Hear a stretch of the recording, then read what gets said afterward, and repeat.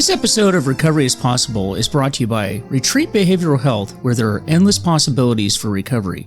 Retreat provides quality care at their leading mental health and substance use treatment centers, which are designed to offer patients truly personalized and comprehensive programs that are tailored to their needs. Retreat substance use and mental health treatment centers in Palm Beach County, Florida, Lancaster County, Pennsylvania, and New Haven, Connecticut do everything in their power to ensure that patients receive the highest quality treatment in a safe and comfortable setting. Reach out today at retreatbehavioralhealth.com or call at 855-802-6600 for more information. And so, folks, today I want to bring to you a guest that I actually brought onto my show at WERA 96.7 FM in Arlington, Virginia, and her name is Aparna Said, and we talked about mindfulness in recovery. And she is the fantastic host of a show that's also on WERA, and it's called Mindful Nation. And, you know, what a fantastic interview. And we talked about mindfulness meditation and other techniques that you can use in recovery. And so with that, I want to just play for you the show that we did together. All right, so here we go. I am excited today because we are in Arlington, and I have never done this as a live broadcast. For some reason, I haven't. For several years, it's been something that I've recorded and sent into the station, and it was played. But I am here with Aparna Said, and we're going to be talking about spirituality and recovery. And I wanted to talk to her about that because for those of you that have been listening to Recovery is Possible for some time now, you know that we talk about recovery as being something that you get stopped, and the challenge is to stay stopped, because a lot of people that come into recovery, and if you've tried to get in recovery, you know that you can stop drugging or drinking for a period of time. But the big question is, how do you stay stopped? And when Aparna and I were just talking about in the last show that we did, that step one, powerlessness, unmanageability, right?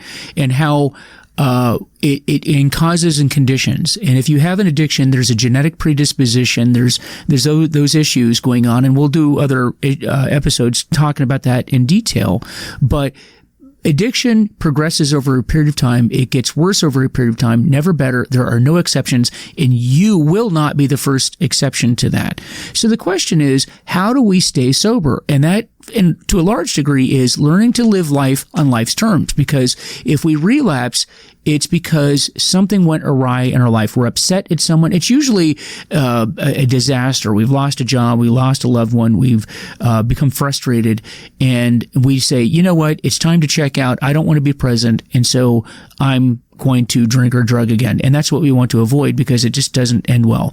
So how do we do that? Well, a big part of that is very much developing your spiritual program. You have to develop a spiritual life. Now, notice I didn't say religious life.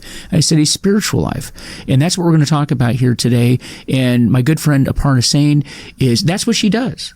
And so if you could tell the audience a bit about yourself. And, you know, I'd be interested to hear how you even got into this, because I have my story and how I got into this, but I want to hear from you. Thank you. And Mike, thanks for having me, making this so much fun to be here live today from Arlington. And I'm happy to share my journey and all that. You know, you do so much good work around this recovery process. And I love how you say, you know, once you've done the 12 step, the last step is around a spiritual awakening, because that is what I love to talk about and was pivotal in my life. So I started on the spiritual path as a child. I grew up in India, and my grandmother used to go through a whole spiritual fire ceremony. So we're a spiritual Hindu by base, but by religion, but she had a process which strips down the religious aspects and more looks at being grateful to our elements. So the fire is one of the elements. So in the morning, in the yogic practices, we do start out with something like sun salutations, right? So we're just bowing to the sun and being in gratitude. Similarly, we did a fire ceremony where we're grateful and we're just kind of burning away all of our demons and staying in a state of gratitude. And so that started for me at a pretty young age. And then when we moved to the U.S., I was about 10 years old, and I started studying and doing all these other things. So I only did a spiritual practice more from a prayer and religious standpoint. And then it wasn't until And so I've always had some interest and always had my own spiritual practices around doing mantra-based meditation. I did a lot of meditation since a pretty young age, right? And I've done a lot of yoga because I lived in California. Yoga is really popular. I always wanted to really figure out the spiritual element of yoga because I'm used to that Western element of doing yoga, bending our bodies, but yoga goes way beyond bending our bodies. It's actually bending our mind and really helping us to evolve as a human being and really be awakened and realize ourselves. So what we call self-realization. So for me, that journey of self-realization was not something I actually wanted to actively take on. But when I used to work in the venture capital industry in Silicon Valley, so I spent about 5 years in venture capital, private equity. I thought I had just arrived where I was running Gartner's business on Gartner Invest around venture capital, private equity, going to all these kind of parties, startup parties and things like that. And I thought I had just arrived. This was going to be my life. And then the financial market crashed in 2010.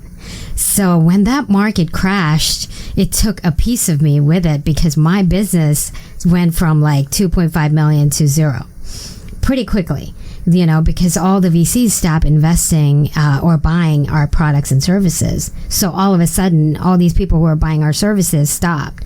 And so the revenue stopped coming in. And I was pretty scared because I thought, this is what I've always wanted to do. And I'm not really a VC, but I was serving the VC community. So it was just a very nice place to be, but it was something that I also didn't have any idea what I wanted to do next. I felt like something was really missing from my life. And at that point was the same time when I met my spiritual teacher, who was based in India, but he happened to be at a work conference. So I met him at a conference, an entrepreneurship conference in Silicon Valley. And I was just blown away by him. And I said, you know, I'm going to come to your spiritual center and spend some time there. And at that time when I said it, things weren't crashing. They were doing really well. And 6 months went by. I didn't do anything about it. When the market crashed and my business started crashing and I got laid off, I thought, okay, I have some time on my hands. And so I decided to go to a totally different path. I went back to India and started living in this spiritual home, which we call an ashram, just basically full of people who are on the spiritual path. Some of them have committed their life to it. So they live like monks. We call them brahmacharis, and it's a path of spiritual living. They're not trying to make money. They're not doing other things. They're just committed to this path of God. So I lived there, and it was one of the most peaceful experiences of my life. It's one of the best experiences of my life because while I was there, I learned all elements of yoga. We have a huge practice there where you wake up, everybody wakes up at 4:30, 5 o'clock. We begin our meditation, yoga, prayer, worship, anything and everything around really helping us awaken to our own spirituality. And then the rest of the day you spend in service. So you go out into the community and you're either educating people, which is what I was doing, was working with kids and helping them understand what other parts of the world look like. Whatever you can do. Some people come in, a lot of people come from all over the world and they go into horticulture, looking at like farming and things, learning from the farmers in India and how to preserve the land and space and it kind of make it a spiritual place. So I spent a lot of time there and I just absolutely love the path. So I fell in love with the path. I didn't want to come back to work for a long period of time. And then once I did come back, I kept wanting to go back because I actually also was blessed at that time. I found an opportunity to be the fellow for Presidential Obama on global entrepreneurship and innovation. So for a year, I get to serve as a U.S. diplomat and travel to different parts of the world. So I went to like Vietnam, Malaysia, Singapore, all over the place, talking about entrepreneurship. How do these economically challenged communities use entrepreneurship as a tool to get their youth excited about starting businesses? So, I would meet people who would read Jeff Bezos' book and start to build their own Amazon. I met a guy like that in Vietnam. Now he's doing really well. He's actually built his own version of Amazon or selling books locally and so forth. So I got a chance to do that, but I was always going back to India to continue my spiritual journey. I never realized I would become a teacher until about 3 years into that path, and then I became a teacher of yoga and meditation. And what's interesting about that is that I never thought I was really a teacher until when I was working at the State Department. People knew I was always traveling to India, and I was doing a lot of personal meditation at that point. I had a 3-hour morning practice. So people would come into my office, close the door, and say, hey, can you teach me a little bit about meditation? Like, I've always wanted to try it, but I don't know if I'm doing it right, or what's the best way to do this. And I was surprised people were asking me, because I always felt like I was a student myself. So I was like, yeah, sure, I can share a little bit about that. And then I committed to going back to India, to Rishikesh, which we call the birthplace of yoga. And also I am originally from near that area. So I went back and started studying deeply in terms of recognizing what are some of these practices that help us awaken to our inner energies, inner self. Things like Kriya, Kundalini yoga, which I know is a big word here, but Kundalini meaning awakening our inner energy, so that serpent-like energy rises from the base of the spine all the way up to the crown and awakens these energy centers called chakras within ourselves. And that was very powerful, and that's where I had the biggest shift, because once we start awakening each one of our chakras, the 7 main ones, our energy shifts, and the way we look at life starts changing bit by bit by bit. And I feel that is probably the fastest way to a spiritual awakening, is when we start working with our own inner energy. That's the key, isn't it? And by the way, I did not know all this about you. I find that so fascinating, because in recovery, that's what step 12, having had a spiritual awakening, we carry the message to those that continue to suffer, right? And you talked about service, right? Yes. So you would get up in India and you would start at 4:30 in the morning, and you're getting prepped for the day. Yes. And then at a certain point you go out and you do service. And that's a lot of what recovery is about. In AA circles, and I'm not promoting, or I'm just saying that it's interesting that one of the taglines in AA is unity, service, recovery. Unity, service, recovery. And it's all tied together. So it's like this triangle of, this triad of things that we do, because when you are truly working a program of recovery, which is a spiritual journey, the 12 steps is actually sort of like an outline, if you will, on how to develop yourself spiritually. Okay, but at the end of it, it is about you getting up, focusing on that power. We talk about a power greater than yourself. Absolutely. Power. So people get really hung up on the term God, because in the 12 steps and in the literature they talk about God. But I always, I'll just say this real quick, and I address this with people when they say, "Oh, you're trying to tell me that I have to believe in God," and we're not. Okay, and maybe you can relate to this, and I'll get you to elaborate on this. What I tell people is this. They come in, we're not telling you to believe in anything in God. There was a point in this country, there was a time. See, the 12 steps were written in the 1930s, right? And that was a time in this country, in the U.S., where people realized that you could use different words, had different meanings, and they had more than just one literal term. It seems like in the last couple of years in particular, people get really hung up on labels and terms. But there was a time when we understood that a word could mean different things. Now highlight as an example. So if a tornado came through here today, my house got blown down, and I called my insurance company and I said, "Hey, my house got blown down."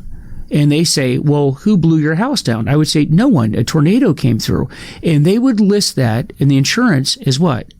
An act of God. Would they not? Yeah, my insurance company is not saying to me that I need to believe in God. What they're saying essentially is, we recognize by saying an act of God a power that was outside of all of our control, and we couldn't control it, came in and blew your house down. So so in recovery, when we say that we have the term God, you could say good orderly direction, but what we say is there's a power whatever you determine that that's going to be, that this power is that. And so when I tell patients that, I'm not going to tell you to believe in the God that I believe in because I'm a religious person. But what I do say to patients is you have no problem believing in a God. And the reason, and I'll demonstrate that by asking you, to the patient, whether it's drugs or alcohol or both, polysubstance, did alcohol tell you where to go, when to go, who to go with, if you were going to go, what time were you going to go, whether you were going to go or not? Did it not tell you when to do? And of course the answer to that is yes. Then I say, then you have no problem. That's kind of like a God to you. So really it comes down to, not are we going to follow something, but what are we going to follow? And I think that, and then how do we do that? We tap into ourselves, because if we want to change this outlook, it needs to be inner and then works outwardly. Would you agree with that? Absolutely, because the greatest power we have is ourselves, right? And it's inside of ourselves. So all these artificial substances, whether it's alcohol, caffeine, even to a large extent, or food and other things, they tend to kind of keep us from connecting with that great power that we have, the inner wisdom. And so that's why they become things that we feel like are taking over our lives, right? So that's why part of that is that we feel it becomes your God. Control. It becomes your God. Or a God. And I'm so scared to use the word God. Actually, the first time I ever presented a workshop on mindfulness at Accenture, they were like, please don't mention the word God, don't mention the word Kundalini, don't mention any of these things, because they have a lot of Christian communities that come in there and people think yoga is about God. Yoga is about connecting. Yoga means union. So it's a connection between you and you, connecting all kinds of polarities between you. So we call it the Ida and the Pingala, or the yin and the yang, right? Bringing those two things together, the masculine and the feminine, within the individual. So it helps us align in a more holistic, whole way within ourselves. And so that's why this process, or this path of spirituality, and I less and less identify myself as some religious person, although I do believe that there is a power outside of myself that is greater than myself. I just want to empower myself to tap into that power, right? By doing some of these practices, by doing practices like meditation. You get to connect with that inner wisdom, which a lot of times we say, we talk in yoga a lot about the third eye, right? That is an eye that is not an external facing eye. That is an eye that looks inward. And so that eye, or what we refer to as an eye, but it's really the inner wisdom. So its ability to see the inner wisdom and be guided through that inner wisdom. And that's all we want to preach through this practice, right? Is being able to connect with ourselves and that higher power within, that resides within ourselves. And so I especially avoid the word God, because I don't want people to say, oh my God, you're going to just kind of brainwash me, or that airy fairy, which a lot of people do say, oh, I don't believe in that woo woo stuff. But one thing I want to point out also, in this journey, in this path of living a life of service, is that when you are a spiritual, or somebody on a spiritual path, much like myself, when people used to throw the word service out there, I used to really kind of almost resent that. I was like, service is when you are, or resent the fact that I get paid for my service. Because I always thought service is something when, and when I'm living in the ashram, I'm giving a service to these people that I may be teaching, but they're not paying me. I'm just putting myself out there. But so in this path, I thought, service is about just when I'm not getting paid for something. And so I never realized, and this is what I offer, why I offer this to the work community now, is I never viewed my work as service. But it is. It is, absolutely. Yeah. And and it's a very, very big piece of how we get fulfillment out of our work, how we get passion out of our work, is when we start shifting the gears and viewing it as a service that we are providing from a deepest part of ourselves. This radio show and channel, we're not being paid for it, but we're doing it out of as a service to what we feel is just as important as part of my awakening as an individual, as it is to offer it to somebody else that it may help. So, and you never know who you're reaching. Yes, and you've reached so many people, and I'm always surprised at people that mention that, hey, I would never take the time to close my eyes and connect with my body if I wasn't listening to your show. And for each one of us that's out there and listening, see, you and I don't know who we're reaching right now. And I've had people, and maybe you've had people, I've had people that have gotten into recovery years later and then found me through Messenger or somehow they found a way to get hold of me, and they will say, I've never met you. You have no idea who I am, but I've been listening to your message now for years, and it was a big part of my recovery. You know, I've been 4 years sober, whatever the case may be, and just wanted to let you know. And for those that are listening right now, understand that each one of us has a story. Each one of us has a way that we can inspire other people. Most of the people that you will inspire, you will never meet. You will never meet. Interesting. You will never meet them, but you are helping those. And if you are someone that has been touched by someone else, if you can, whether you drop them a note or whether you reach out to them via text or email. However, I think it's always a good idea to do that, because for those that work daily, that devote themselves to this type of work, you have your ups and downs. You have those days where you're like, why am I doing this? Nobody cares. Nobody listens. Am I really reaching the people? Am I really reaching? And I'll tell you, I know for me, and I'm sure this is true of you, anytime I hear from someone and says, hey, listen, you put this message out and it touched me in a certain way, it reinvigorates me, because we are human. Yes. We are human, and I need to know and I think that's in the spiritual journey. We all have to be validated that our purpose here on planet Earth is for a purpose, for a greater purpose. For a greater purpose. And that purpose we have to be motivated. Is through service. Through service, yeah. Yes. And that's why, and I think that the big thing I want to emphasize is the value of service, just because in my personal journey, when I started working on my spiritual awakening, I had some really incredible states that felt like, a state of euphoria or enlightenment, or however I want to look at it. And I thought, I can just stay here and do this, right? I don't need to go back and reintegrate into this world. I can just sit in the Himalayas, meditate, and feel good. It's a very addictive feeling. Mm-hmm. But then, after a while, you start learning, you got to go back out there and serve. Mm-hmm. And so now I had to return to this community where I was, working in different jobs. I used to work in sales, business development, all kinds of business-oriented jobs, and now had to come back and say, well, here I am, and I want to serve in a very different way. It was the hardest thing I've ever done. Mm-hmm. The reintegration into the community, and I'm sure this happens in recovery too. Oh, yes, because much like what you're talking about being in the Himalayas, but our version of that is you're in a treatment center for 28 days, 60 days, 90, whatever is different ways that you can do that. Very easy to stay sober in a treatment facility because there's no alcohol. Absolutely. And it's very programmed and it's all recovery all the time. The problem is when you got to go back out there, go back to your home, go back to your job, go back to those elements that you were in, that you were using in, you were drinking or drugging in. That's the hard part. And so what we do in a treatment center is really just get you sort of learning that new lifestyle, because we say this in recovery. We say that one of our taglines is, we don't expect you to change much. We just expect you to change everything. Everything about your life, everything about your schedule. My sponsor early on, he would say, hey, how do you get to work every day? Tell me the roads. What road? Show me on a map. How do you get to work? And I would show him, and he would say, okay, so here's how I want you to go to work. When we say change everything, and this was changing the neural pathways. I want you to take a different route to work. How do you get home? Same thing. I want you to take a different route. Because what he was saying is, I want to change your thinking. Because we have been conditioned to think a certain way. And what he was saying was, but your way of thinking, your best thinking on your best day got you here.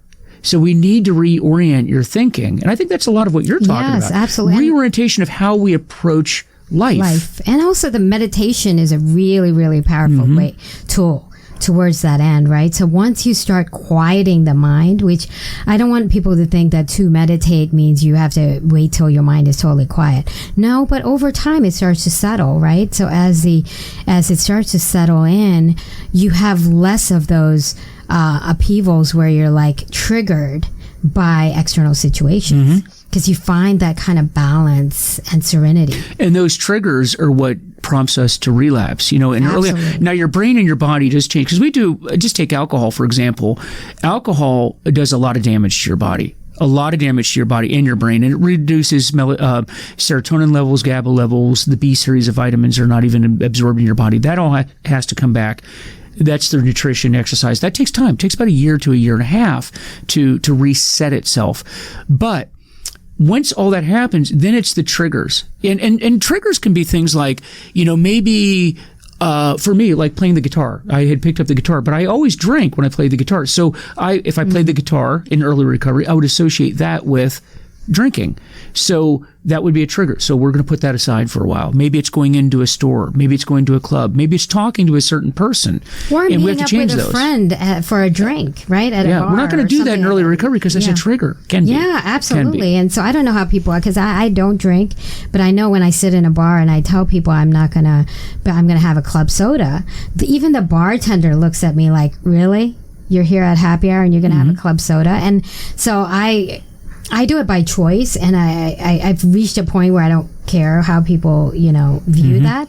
But if I were recovering from an addiction to alcohol, it would be very challenging for me. Every time I'd feel like somebody's judging me.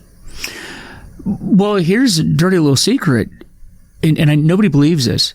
Most people in America don't drink at all. And you don't notice. Yeah. See, most people don't know that. No, but I've experimented with this, and I've read that, and I've read that, I've gone through all the journals, looking at that. About 60% of the people in the United States actually do not drink at all. And they're not in recovery. They just don't drink. Wow. Now you don't notice that because we tend to hang out with people that, if I'm a drinker, I hang out with other people, and like in your life, you're socializing with people that drink, so we think everybody drinks. But the next time you're at a wedding, the next time you're at a big event, the next time you go, look around the room. Most people don't drink. They don't. You just think they do because the people you're associating with, and particularly if you're an alcoholic in recovery, you notice that. Look at all the people at the bar. Well, actually, if you look closely and pay attention, it's usually the same people at the bar. Interesting. 80% of all advertising dollars, we're just talking alcohol here, 80% of all advertising dollars go to 20% of the population. So when you look at like a football game, a sports game, any event, and you see all these ads, it gives you the impression, the illusion that everybody's drinking. No, it's actually a small number of people, but they put a ton of money into it. Most people don't drink. And you learn that over a period of time. And then after a while, you stop caring. Why? My sponsor said to me one time, listen to this closely. He says, Mike, what other people think of you is none of your business. What other people think of you is none of your business. And that's a very important piece, also part of the self-realization. Yeah. Right? It's letting go of that, holding on to what other people are thinking of you, right, versus and just being comfortable with who you are. I mean, it's taken me a long time to get to that point. And that's a lot of what you do, is becoming comfortable with you. Yeah, and it's a journey, not necessarily a destination. Right. Because even I can see when people are judging me for something, and I feel, it does make me feel a little awkward sometimes, but then I try and move past it. Yeah. So one of the things about having a certain level of awakening is you can see what somebody else is thinking, or you feel like you can see what somebody else is thinking about you, and then sometimes it makes you feel less than, or just you feel judged a little bit. But we get past that. Yes. So Aparna Said, I think we could go on for hours because there's so much to talk about, and that's exciting. But how can people get hold of you if they want to reach out to you? So you can find me on my website. It's just www.aparnasain.com. So APARNASAIN.com. And I love talking about all things spirituality, but I also have a show here called Mindfulness Radio, where we allow people the 30 minutes to just focus on meditation and focus on themselves, your own journey, abandoning all these words, thoughts, judgments, anything, and just connecting with ourselves. That's fantastic. And my show, Recovery is Possible, which you can hear here at WERA 96.7 in Arlington, Virginia, Tuesdays and Thursdays, actually right after your show, as a matter of fact. So if you're going to listen to mine, listen to hers too, because you want to hear both of these programs. And folks, really have enjoyed having you here today, and go out and spread this message of recovery, because here's the thing, your life will get better because it can't not get better by being in recovery, and it really is just a great way to live your life. So again, this is Mike Van Meter from Recovery is Possible, and we will see you all next week. Thank you so much for having me, Mike. So that is my interview that I did on WERA 96.7 in Arlington, Virginia with Aparna Said, and we're talking about mindfulness meditation as it relates to recovery. I know you got a lot out of that, and there's a lot of nuggets in there and a lot of good tools for recovery. So as always, you reach out to us. You can check us out on my website, which is VanMeterWellnessSolutions.com. Or, you can check out the Recovery is Possible Facebook site, and we're also on Twitter as well. So check us out, reach out to me, let me know how we're doing. And once again, this episode of Recovery is Possible is brought to you by Retreat Behavioral Health, where there are endless possibilities for recovery.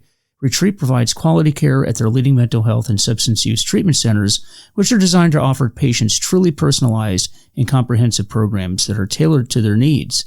Retreat substance use and mental health treatment centers in Palm Beach County, Florida, Lancaster County, Pennsylvania, and New Haven, Connecticut do everything in their power to ensure that patients receive the highest quality treatment in a safe and comfortable setting. So reach out today at retreatbehavioralhealth.com or call at 855-802-6600 for more information. And with that, guys, this is Mike Van Meter. Recovery is Possible. I'll talk with you soon. Hey, you can do it. Recovery is possible. Talk to you later. Bye.